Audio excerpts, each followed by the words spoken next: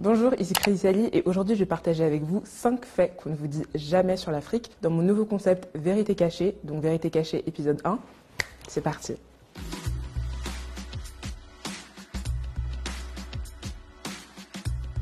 Alors pour commencer, le nom même de l'Afrique.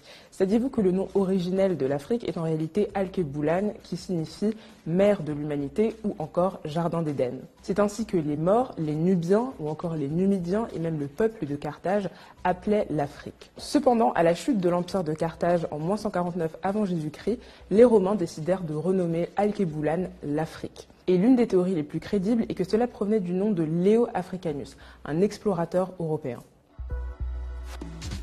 L'Afrique est rarement associée au monde des mathématiques ou encore au monde des sciences. Mais saviez-vous qu'en réalité, les 2 premiers outils mathématiques au monde ont été retrouvés au Swaziland, c'est l'os de Lebombo, et entre l'Ouganda et le Zaïre, c'est l'os de Ishango. Ces 2 outils ont été créés il y a 35 000 ans. Ce sont les premiers outils d'arithmétique au monde.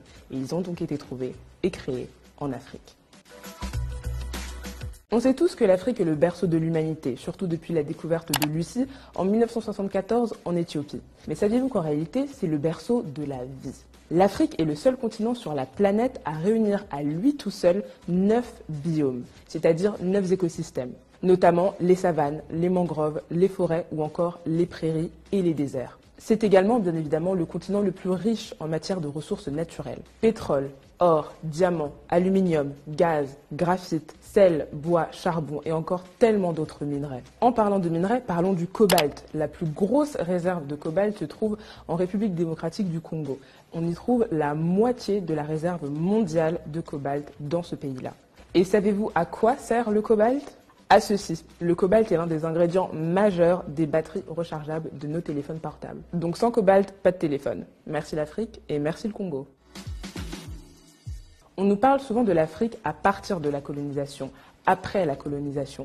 Mais saviez-vous qu'avant la colonisation, l'Afrique était en réalité un continent dynamique et mouvementé, où on parlait plus de 2000 langues et surtout où on comptait une multitude d'empires. L'empire Songhai, l'empire Toucouleur, l'empire Kong, l'empire Ashanti ou encore le califat de Sokoto. Des villes riches, renommées et prospères.